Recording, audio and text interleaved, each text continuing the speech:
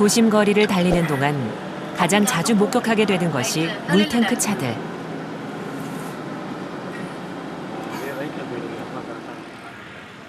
왜 이렇게 많은 물탱크 차가 도심에서 목격되는 걸까요?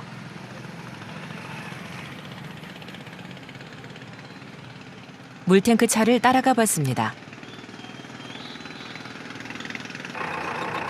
30분 정도를 달려 도착한 곳은 도심 외곽의 주택가. 차는 이곳에 있는 커다란 물탱크를 채우기 위해 온 것입니다.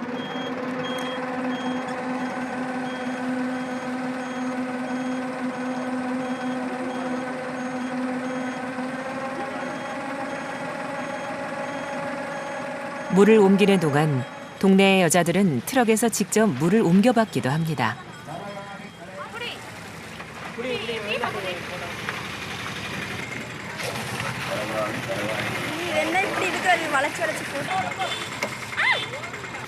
인도 전체 가구의 5분의 3에 해당하는 6억 5천만 명 이상이 식수로 쓸 수돗물을 공급받지 못합니다.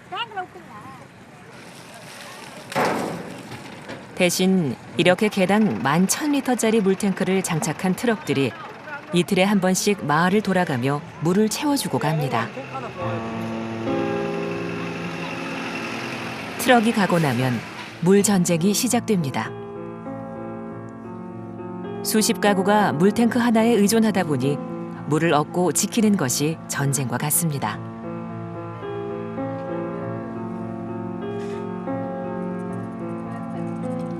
조금이라도 늦었다간 물은 없습니다. 이틀 후 다시 물차가 올 때까지 기다려야 합니다. 늘 물이 모자라다 보니 물 절도 사건이 잦아 꼭지에 자물쇠를 채워두기도 합니다.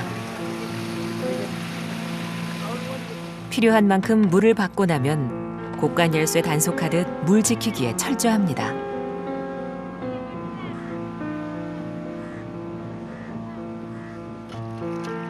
영국으로부터 독립하면서 법적으로 폐지됐지만 카스트 제도는 생활 속에서는 여전히 큰 힘을 발휘하고 있습니다. 가장 하층 계급인 불가촉 천민 달리트들은 물자원 이용에 있어서도 심각하게 차별받고 있습니다.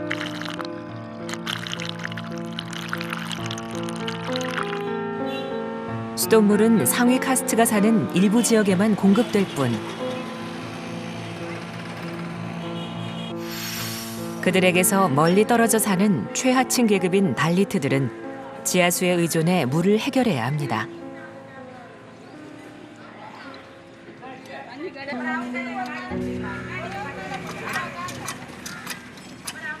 물론 마실 수 있는 물이 아닙니다. 아무리 깊이 파더라도 이곳의 지하수는 소금기를 함유하고 있기 때문입니다. 이런 물은 목욕을 하거나 빨래를 하는 데만 쓸 수 있을 뿐입니다.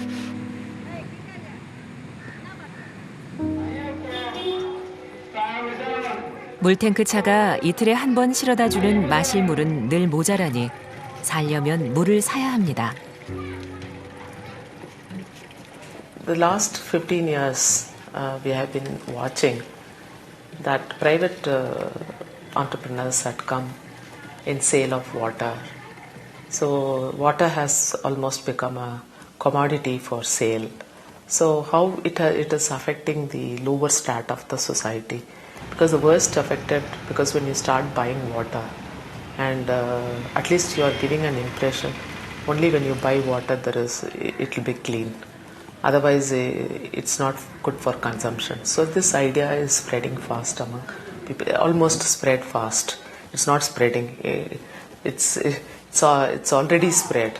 So people, the lower strata of society, they are not able to buy water.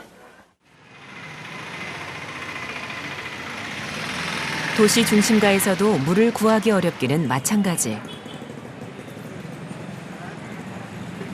아파트나 고층 건물에조차 수도가 없는 곳이 많아 집집마다 지하수를 채취하기 위해 관정을 파야 하는 경우가 드물지 않습니다. 이들도 역시 마시는 물은 사야 합니다. 나머지 생활용수는 지하수에 의존합니다. 그래서 도시 어디를 가나 이렇게 지하 관정을 뚫는 모습을 볼 수 있습니다.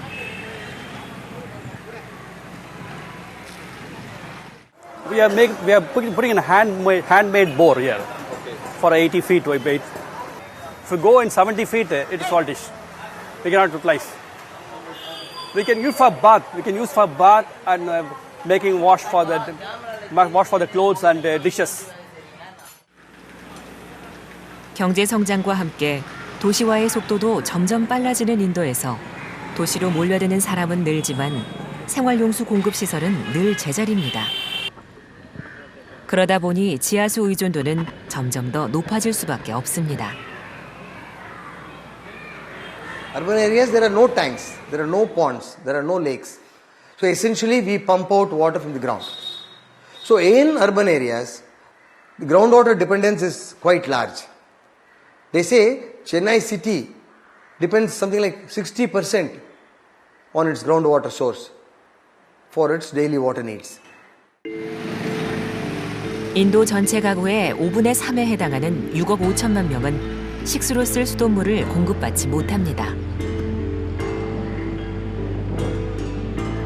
인구 밀집도가 점점 높아지는 도시에선 물에 대한 수요도 따라서 높아지고 그래서 식수를 파는 물 사기업도 점점 늘어납니다.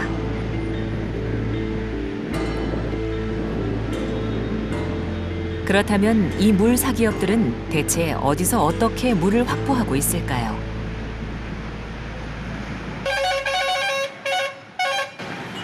첸나이 도심 외곽.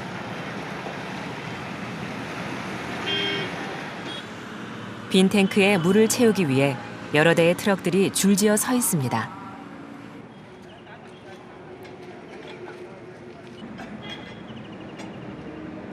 물을 뽑아내는 곳은 농업용으로 개발됐던 우물.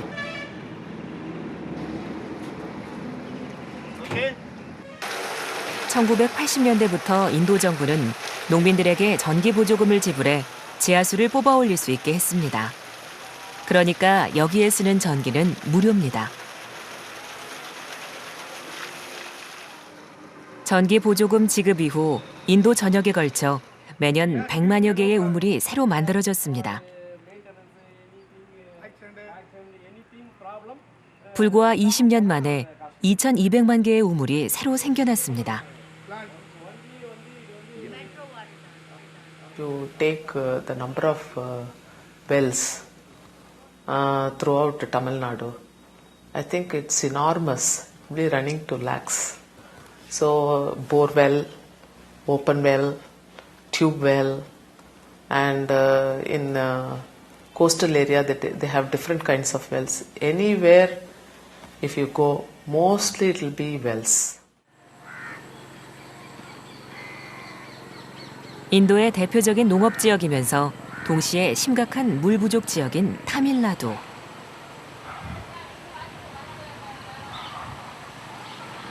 농업용수 목적일 경우 정부가 무료로 전기를 제공하는 탓에 이곳에서도 눈 가는 데마다 우물입니다. 인도는 관계용수의 절반을 지하 관정에서 뽑아 올립니다. 세계 어느 나라도 농사를 짓기 위해 그렇게 많은 지하수를 뽑아내지 않습니다.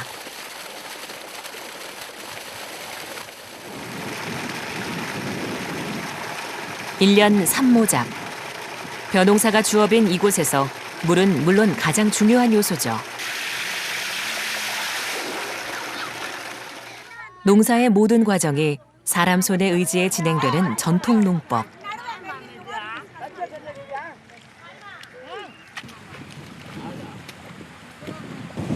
모내기가 있는 날은 거동조차 쉽지 않은 7, 80 노인에서부터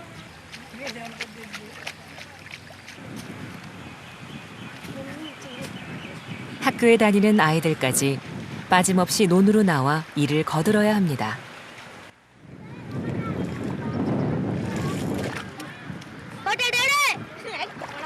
논농사가 주업이라 쌀 걱정은 비교적 덜하지만 이곳에서도 문제는 역시 물입니다.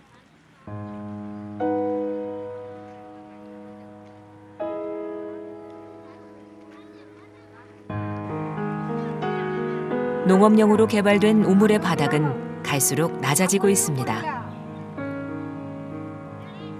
정부의 지원 아래 무차별적으로 우물이 개발되는 탓에 지하수 수위가 해마다 눈에 띄게 낮아지고 있는 것입니다.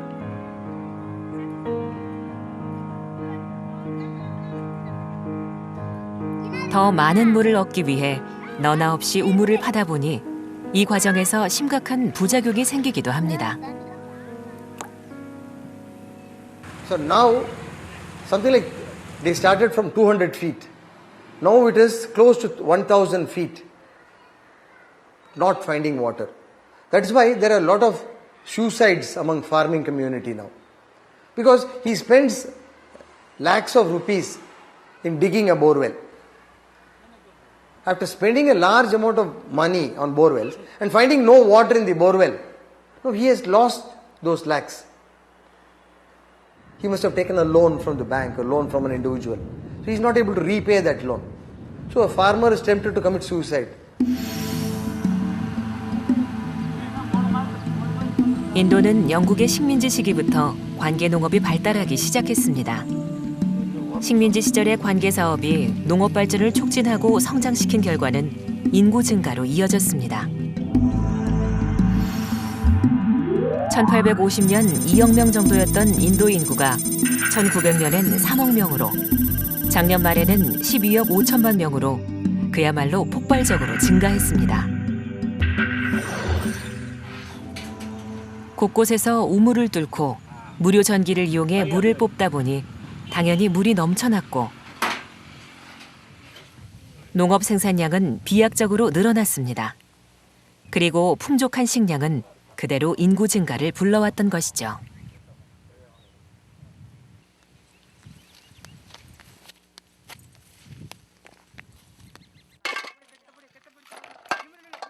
인도 관계 농업 발달의 한 축은 댐이 담당했습니다.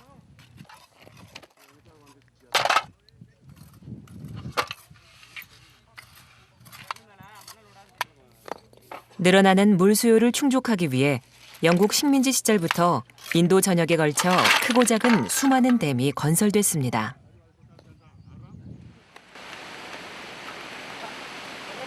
독립 이후에도 댐 건설은 이어져 1980년대까지 8천만 명에 가까운 농촌 인구가 댐 건설로 인한 수모를 피해 이주해야 했습니다. 그러나 댐은 막대한 건설 비용에 상응하는 기능을 해내지 못하고 있습니다. 댐들은 농토에서 너무 멀리 자리 잡고 있고 농사를 지을 만큼의 충분한 물을 대주지도 못합니다. 게다가 댐 주변 농촌에는 말라리아가 창궐하는 부작용을 낳기도 했습니다. 물 사정이 악화되면서 농사를 지을 수 없는 땅이 늘어났습니다. 그래서 물 때문에 세계 최대 식량 생산국인 인도의 지위가 흔들릴 수 있다는 예측이 나오기도 합니다.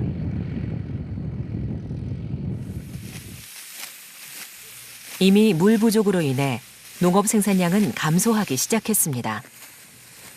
이제 인도는 일부 식량을 수입에 의존합니다. 그러자 세계 식량 시장은 요동치기 시작했습니다. 중국에 이은 세계 두 번째 인구 대국 인도. 12억 명이 넘는 인구의 대부분이 생활용수를 지하수에 의존하다 보니 땅 위를 흐르는 물에는 관심이 떨어집니다.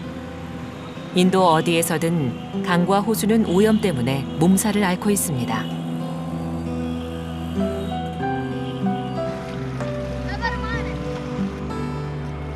도시 곳곳의 호수가 세차장으로 변해 오염이 가중되는 현상도 흔합니다.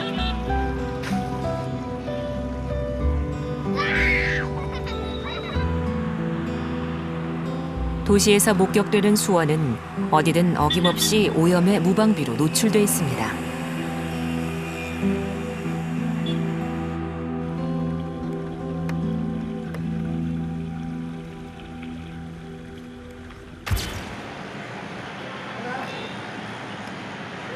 제대로 된 상수도 체계를 갖출 여력도 없는 상황에 하수도 체계에 관심을 돌리기는 어렵습니다. 온갖 생활 하수는 사용 후 특별한 집수 시설이나 정화 시설을 거치지 않고 그대로 강으로 흘러갑니다. 인도 도시의 하수 처리 비율은 10%에도 못 미칩니다.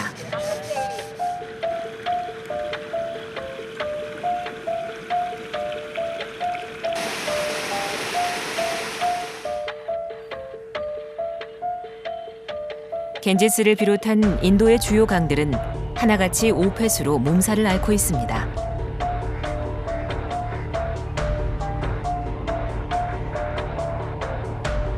한때 이 강들은 12억 인도인의 식수이자 동시에 중요한 생활용수였지만 이제는 질병과 사망을 유발하는 가장 큰 원인이 되고 있습니다.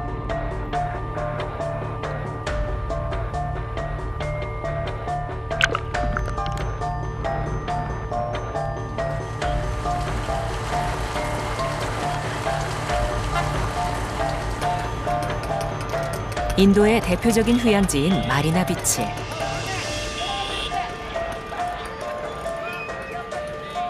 우리의 여름철 해운대를 떠올릴 만큼 발 디딜 틈 없이 사람이 가득합니다.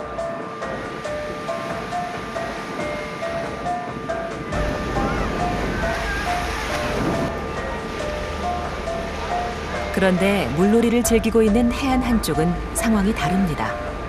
한눈에 보기에도 심각합니다. 언제 죽었는지 모를 거북이가 썩어가고 있는 해안으로는 오염된 바다에서 만들어진 거품 파도가 끊임없이 밀려왔다 밀려갑니다.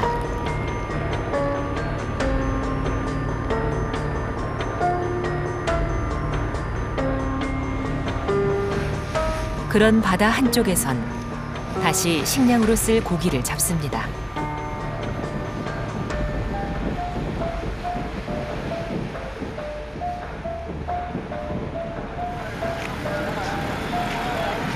이렇게 잡힌 생선은 다시 시장을 통해 유통되고 있습니다.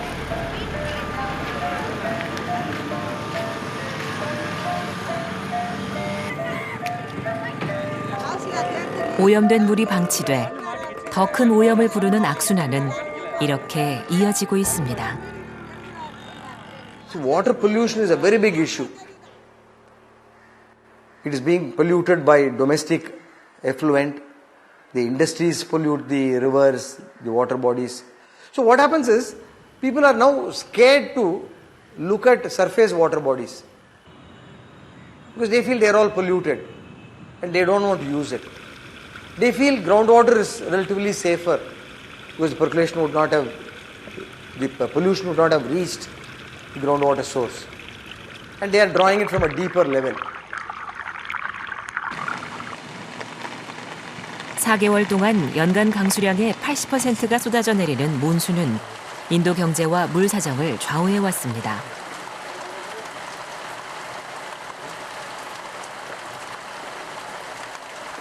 점점 빠른 속도로 도시화되는 인도에서 몬순 기간 동안 쏟아지는 빗물은 땅으로 흡수되지 못하고 바다로 흘러들어 쓸 수 없는 물로 변합니다.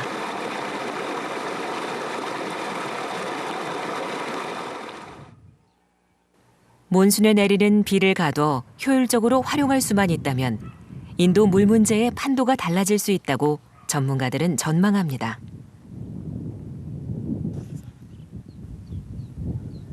So during rain, the water was gushing out of this bridge and dam, and it was going to the sea. Rainwater is not adequately stored, and if you store the water, then the groundwater, the river is also recharged. It becomes perennial also. So government. 도심에 있는 한 아파트.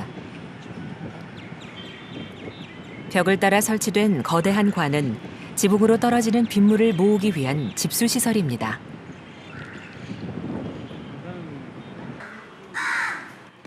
물을 흡수하기 어려운 시멘트 바닥에도 구멍을 뚫어 빗물을 모을 수 있게 했습니다.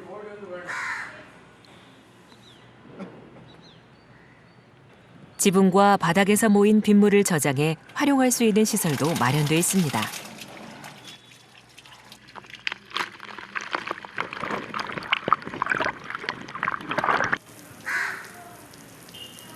이런 빗물 저장 시설이 설치되기 시작한 것은 불과 몇 년 전. 10 years back or 15 years back, we did not talk about rainwater harvesting at all. We did not even connect rainwater with fresh water. We thought these two are different. But now an awareness has come to tell us that rain is giving you all the water and you will have to manage it. So that message has really gone out. 빗물 모으기와 활용으로 인한 효과는 인도 전역의 무수히 많은 사원에서 확인되고 있습니다. Good example of how effective rainwater harvesting has been are the temple tanks. See, in Chennai, there are 39 temple tanks. See, every big temple, a Hindu place of worship, has a temple tank associated with it. Those tanks were dry. Not a drop of water was found in those tanks. But now if you go back and have a look at those temple tanks, they are almost half full. Earlier they were being used as playgrounds. Now it is half full. And people use it for really, of course. 빗물 이용을 촉진하기 위해 관공서마다 반드시 빗물 저장 시설을 설치하게 했습니다.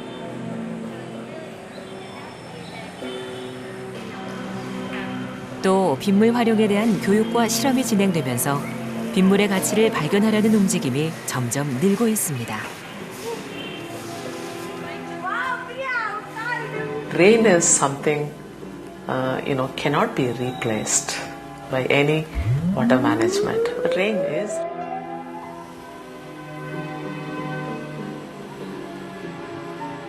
아무리 퍼써도 끄떡없을 줄 알았던 지하수가 바닥을 드러내고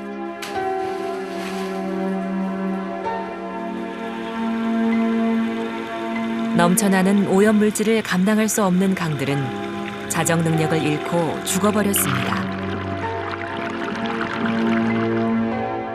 물의 복수가 시작됐습니다.